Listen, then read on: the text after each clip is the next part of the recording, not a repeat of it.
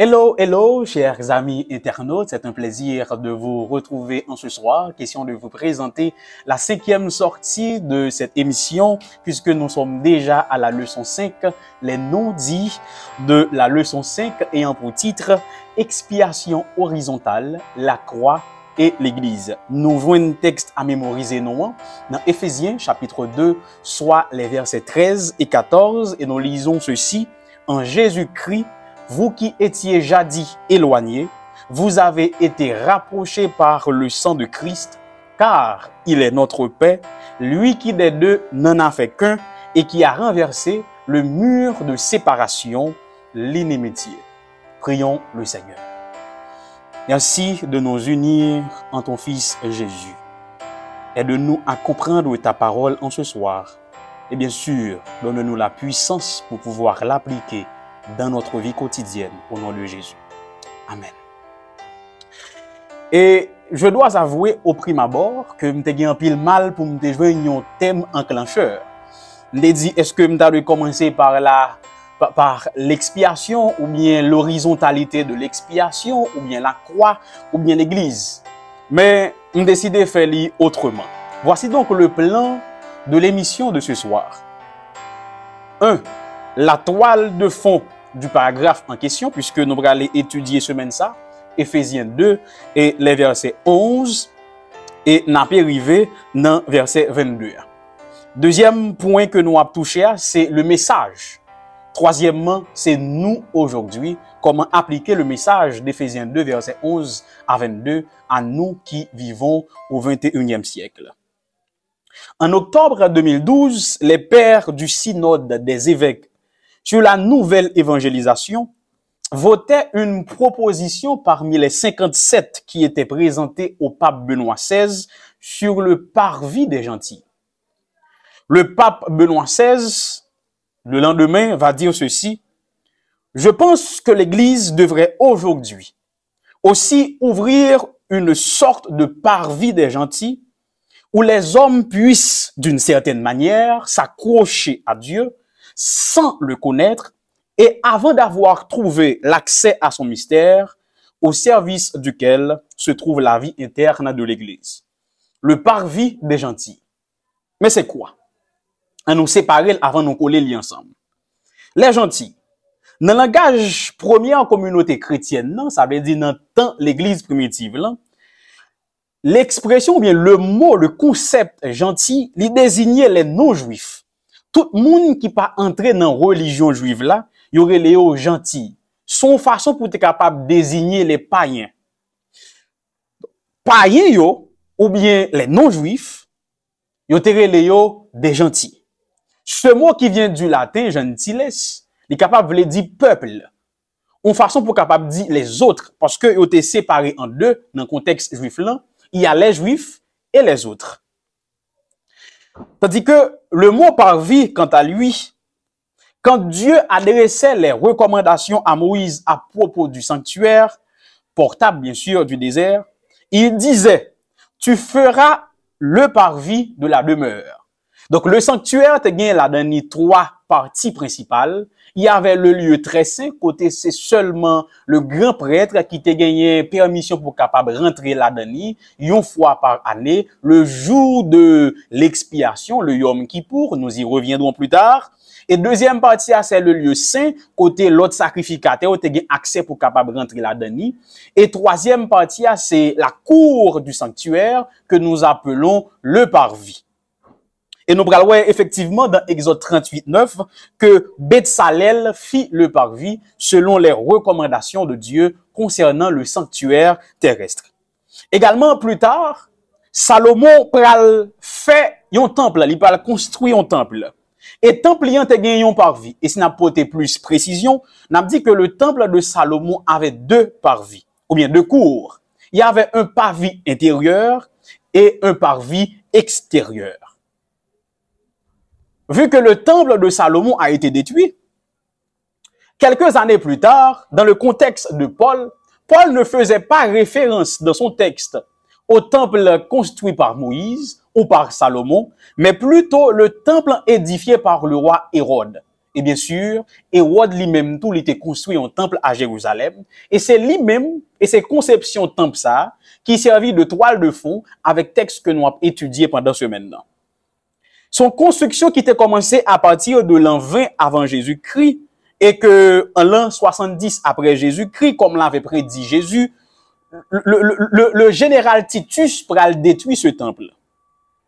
Temple ça, il était presque fait sous même schéma qui était présenté dans l'Ancien Testament.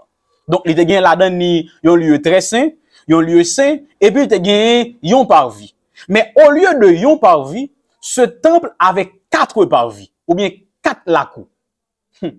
Et chaque parvis était séparé par des marches et par des murs. Et chaque parvis ça yo, gen yon qualité moun, gen yon catégorie moun qui te ka entrer là-dedans yo. L'on a sorti de l'intérieur pour aller vers l'extérieur. Premier parvis qu'on joint, c'est le parvis des sacrificateurs. Donc c'est côté sacrificateur capable de arriver. Deuxième parvis, c'est le parvis des hommes ou bien d'Israël couramment appelé. C'est côté garçon yo te gagné autorisation pour capable de arriver. Yo pas qu'à aller plus loin. Troisième parvis, c'est le parvis des femmes. C'est côté mesdames yo capable de arriver. Et quatrième parvis, c'est le parvis des gentils. Donc, si on commence de l'extérieur, on a commencé dehors pour entrer dedans. Premier parvis qu'on rencontre, c'est le parvis des gentils, des païens, des non-juifs. Donc, les non-juifs, ils n'ont pas de traverser mur là pour aller dans le deuxième parvis, qui c'est le parvis des femmes. Même gens tout, mesdames, ils n'ont pas de traverser parvis et mur pour aller dans le deuxième, qui c'est le parvis des hommes. Même gens tout, les hommes israélites ordinaires ne pouvaient traverser le mur qui séparait le premier parvis qui était le parvis des sacrificateurs. Mais, dans le premier parvis, il y a une grande description que j'affiche, bien sûr, nous pas comprendre ni, mais je mettais en français. Côté, il y a écrit en grandes lettres. L'inscription disait ceci. Aucun gentil ne doit pénétrer dans le parvis et au-delà de la barrière entourant le temple. Quiconque serait pris sur le fait est entièrement responsable de sa propre mort. Donc, il dit que aucun gentil, aucun non-juif, pas de bien droit traverser premier parvis. Quiconque, n'importe qui moun qui t'a osé faire, c'est ça le joindre, c'est pas. Donc, dans cette conception, il y avait les dignes et les moins dignes. Il y avait les bons et les moins bons. Il y avait les justes et les moins justes. Il y avait les juifs et les autres. D'ailleurs, dans la conception juive, le Messie sauveur, lorsque il vini, il a comme mission pour capable détruire les autres, les non-juifs, les gentils. S'il pas t'a détruit, au moins faut t'a fait toute l'autre nation agenouiller dans le pied juif. Et pourtant, Paul, maintenant, annonce l'unité. Non pas l'unité entre les juifs, mais l'unité dans l'église qui est constituée des juifs et des non-juifs. Paul te senti dégoûté le fait que les juifs te voulaient séparer ou des non-juifs. C'est comme si que l'évangile là était uniquement réservé aux juifs et que les païens n'y avaient pas accès. C'est comme si le royaume de Dieu était exclusivement réservé aux juifs et que les païens n'y avaient pas accès. Et puis, c'est pendant ma préparé le son, je me dis, et si Paul te qu'a ressuscité? Et puis, te qu'a gardé l'église aujourd'hui. S'il te qu'a gardé, ça nous fait de l'évangile. C'est sûr que Paul aurait eu une crise cardiaque. Parce que le christianisme, là, il est divisé en pas moins d'une centaine de groupes qui se disent être meilleurs que l'autre. En deux christianisme, on vient pas mal de 100 dénominations ou bien groupes de chrétiens. Yon a dit que les pi bon passer l'autre là. Yon a dit que les pi haut passer l'autre là. Yon a dit que les pi saint passer l'autre là. D'ailleurs, yon croit que lorsque Jésus retournait, c'est lui-même ces groupes par là que la prend la mette en haut et puis la tout pisi l'autre yo. On veut que les adventistes se disent supérieurs par rapport aux témoins de Jéhovah. Les témoins de Jéhovah se disent supérieurs par rapport aux adventistes. Les pentecôtistes se disent supérieurs par rapport aux catholiques. Les catholiques se disent supérieurs par rapport aux baptistes, etc., etc. Si Paul te calivé aujourd'hui, c'est sûr que il t'a mis en tête. Ça t'a goumé pour lui aller ouais que c'est les mêmes nous fait. Hélas. Et nous connaissons que doctrine nous yo, théologie nous et même culture avec ancienneté nous pas conférer nous quelconque supériorité sur aucun autre chrétien. Bon moi pas penser que ni doctrine nous yo, ni théologie nous, ni culture nous, pas même notre ancienneté à l'église, pas conférer nous une certaine supériorité sur d'autres chrétiens. Parce qu'au pied de la croix, le sol est nivelé. Nous tous nous à même niveau. Et pour nous capables de démarrer, nous avons considéré rapidement et première partie leçon qui s'est rapproché en Christ. Nous appelons avec moi les versets 13 et 14 et bien sûr nous avons commencé à partir du verset 11. Vous autrefois païens de la chair, appelés incirconcis par ceux qu'on appelle circoncis et qui le sont à la chair par la main de l'homme, souvenez-vous que vous étiez en ce temps-là sans Christ, privés du droit de cité en Israël, étrangers aux alliances de la promesse, sans espérance et sans Dieu dans le monde. Nous nous arrêtons là. Paul commençait pour dire que nous-mêmes, païens, il s'adresse aux païens. Songez que autrefois, païens dans la chair, ils étaient qu'on relève non incirconcis. Faut me dire nous que symbole alliance, symbole ancienne alliance, c'est la circoncision. Lorsque un monde coupe prépuce, ben type c'est ça qui te montré que il fait partie de la famille de Dieu. Et les Juifs, puisque ils étaient circoncis, ils étaient considérés si là qui étaient incirconcis comme inférieurs à eux. Tant qu'on bat l'estomac pour dire que nous sommes les enfants de Dieu et eux, ils sont perdus à tout jamais. Donc, les Juifs croisés aux Juifs, les incirconcis. Son façon pour capable passer dans bêtise, son façon pour capable dénigrer, pour montrer que le non-juif est inférieur par rapport aux juifs. Et Paul dit songez que autrefois vous étiez l'objet de dérision des juifs. Parce que les juifs étaient considérés comme des incirconcis, comme des impurs, comme des hommes ne faisant pas partie de la famille de Dieu, comme des hommes n'ayant pas accès à la présence de Dieu.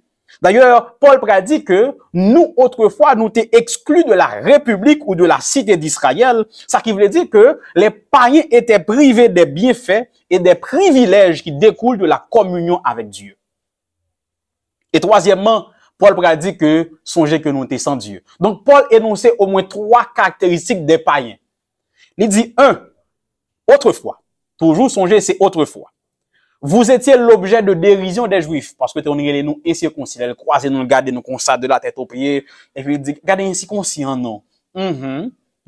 C'est que moi, je suis supérieur, je parle à Dieu, et vous êtes des perdus. Regardez, non, les impurs. Comprenez? On façon vous capable de comprendre comment on jouer avec eux. Deuxième bagarre là, c'est que vous êtes exclu de la République, d'ailleurs, je expliquer avec situation par via, vous êtes écrit en grande lettre que yon gentil qui traversait par via, soit joindre ses pauvres. Et troisièmement, ils étaient sans Dieu, donc il y avait point d'espérance pour les non-juifs. Et c'est là que Paul entrait avec le son, côté l'a dit nous rapprocher en Christ. Et au verset 13, pour capable répondre à l'autre foi du verset 11, Paul dit, mais maintenant, en Jésus-Christ, vous qui étiez jadis éloignés, vous avez été rapprochés par le sang de Christ. Car il est notre paix, lui qui des deux n'en a fait qu'un et qui a renversé le mur de séparation, l'inimitié, etc. Donc, en Christ, bon Dieu réunit les juifs et les non-juifs. Et comment? C'est par la croix de Jésus qui sont symboles de réconciliation. Et là, je viens avec le thème d'expiation.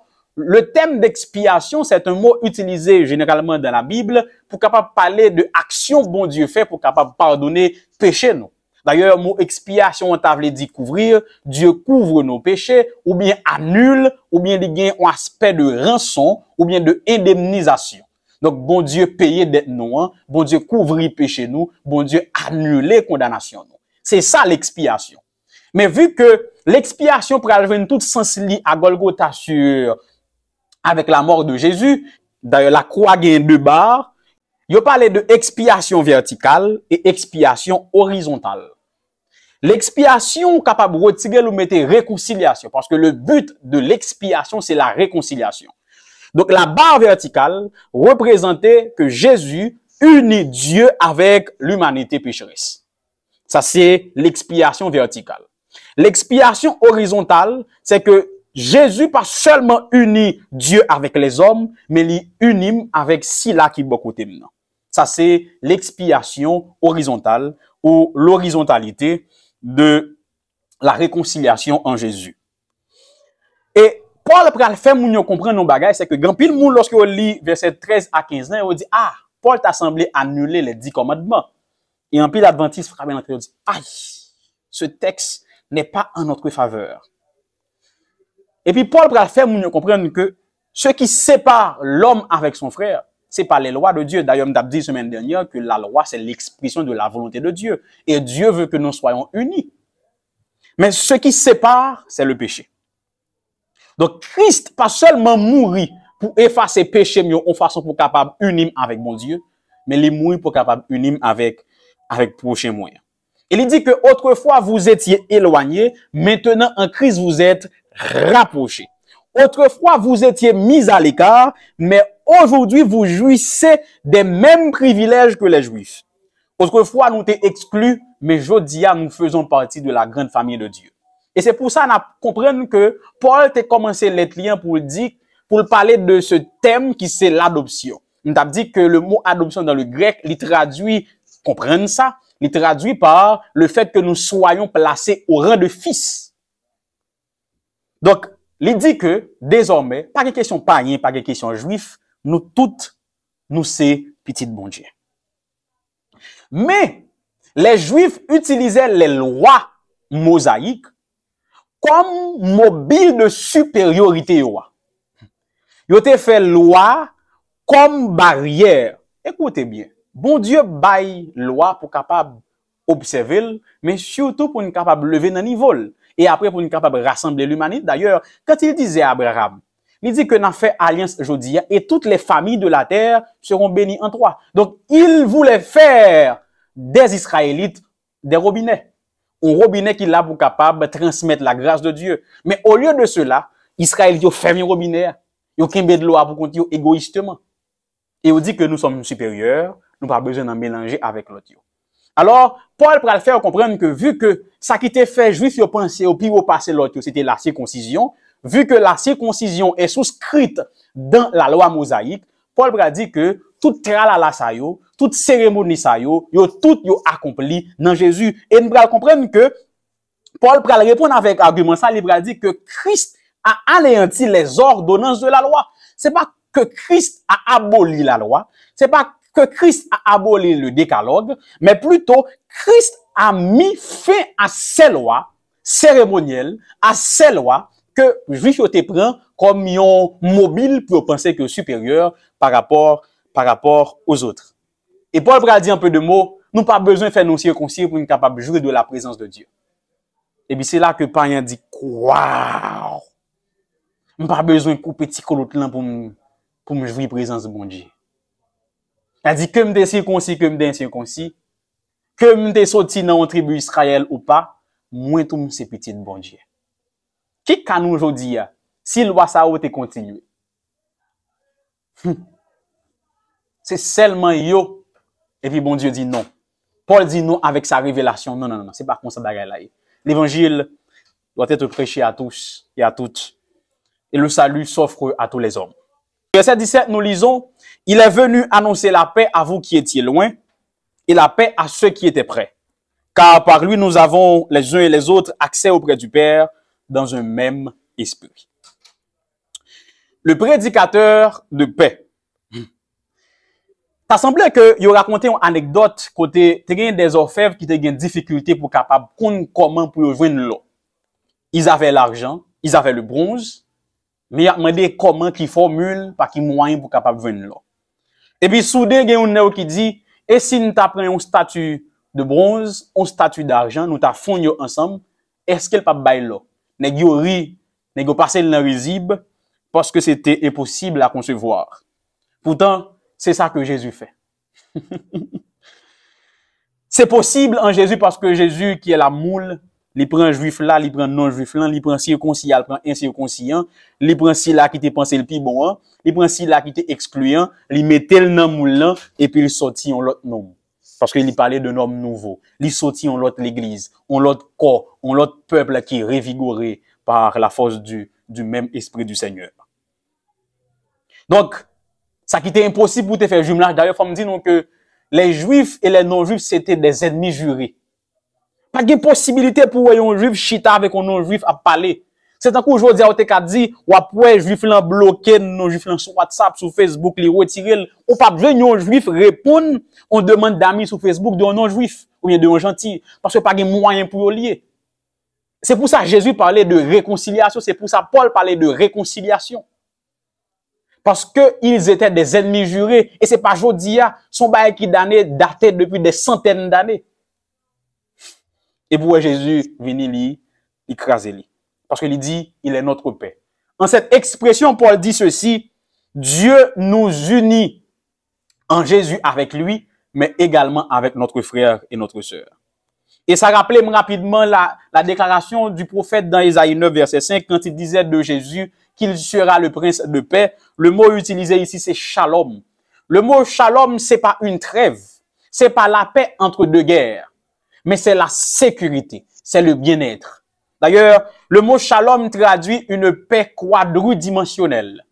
La paix avec Dieu, la paix avec moi-même, la paix avec mon frère et ma sœur, la paix avec la nature.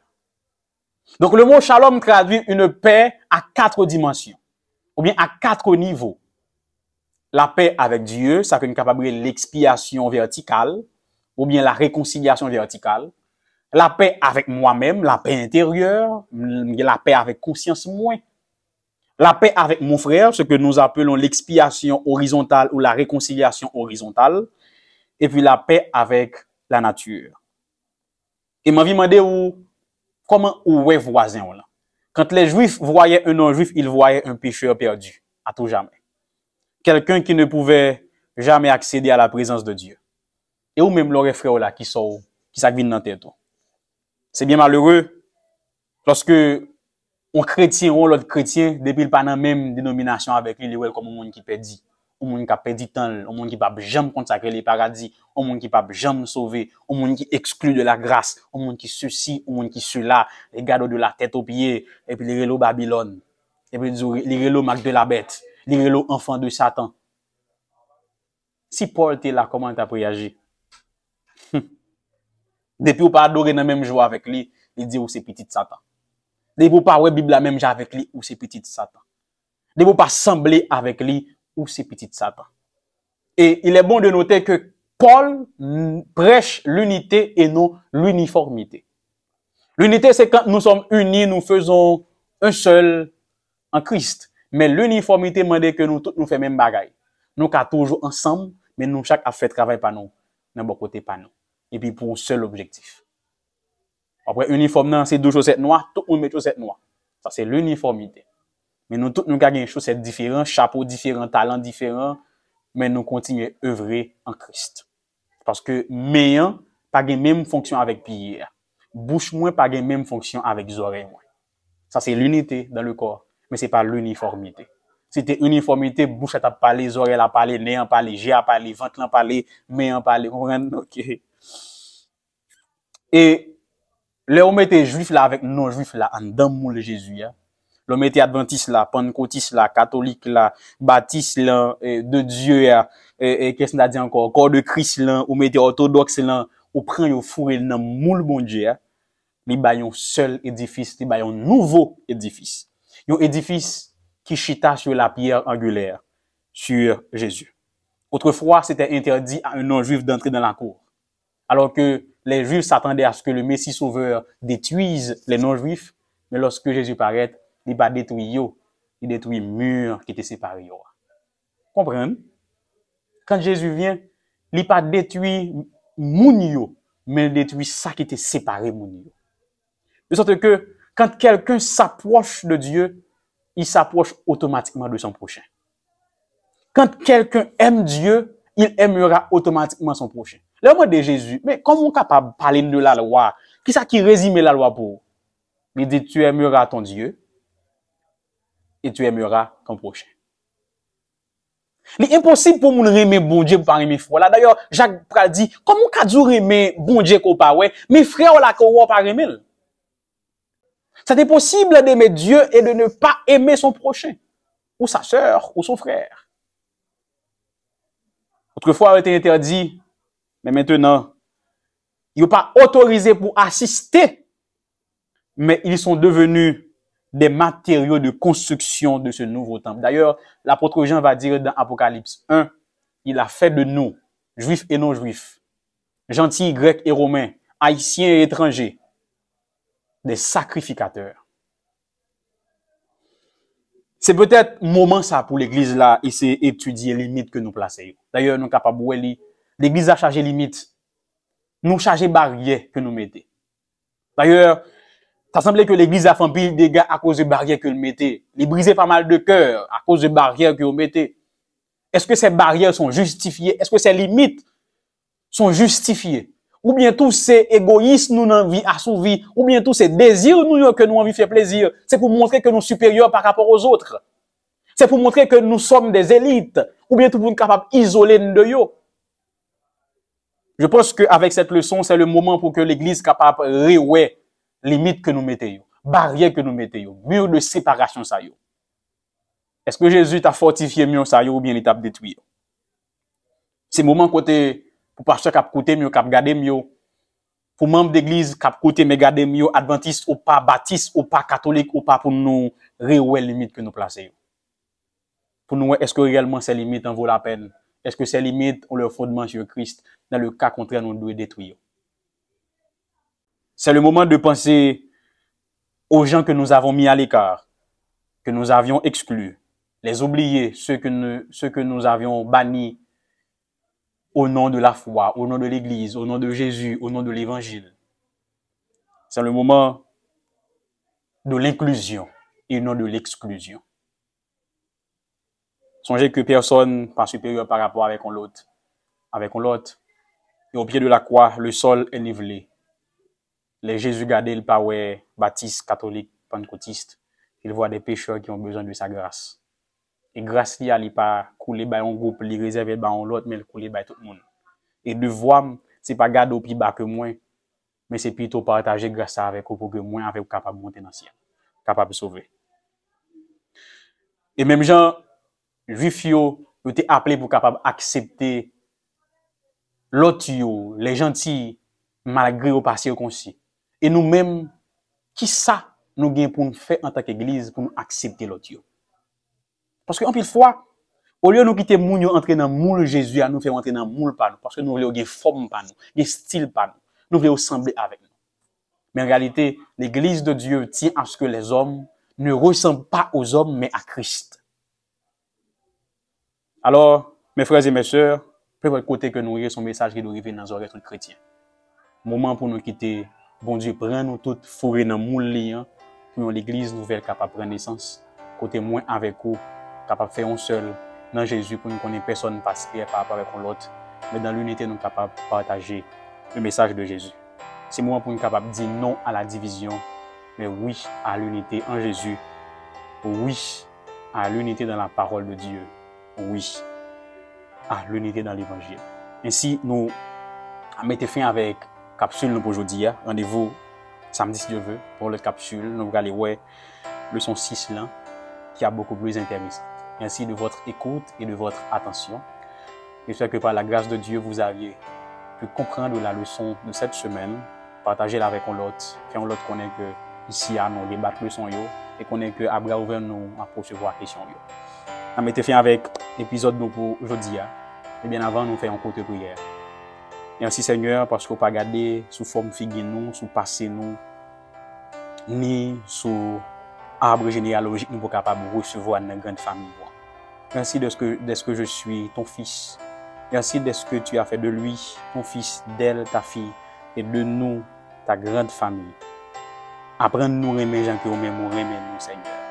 Que la famille soit capable de solidifier, mais surtout Père, nous capables d'avancer ensemble vers le royaume des cieux. Pardonnez l'indifférence nous Seigneur, pardonnez la façon que nous te comprenons, pardonnez toute animosité qui gagne entre nous, toute haine que nous te développée. Et fait que désormais nous comprenons que nous constituons une seule famille. et que Jésus est ce ciment qui nous soude entre nous. Bénis cette semaine, bénis chaque ami. Ici, nous t'en supplions au nom de Jésus. Amen.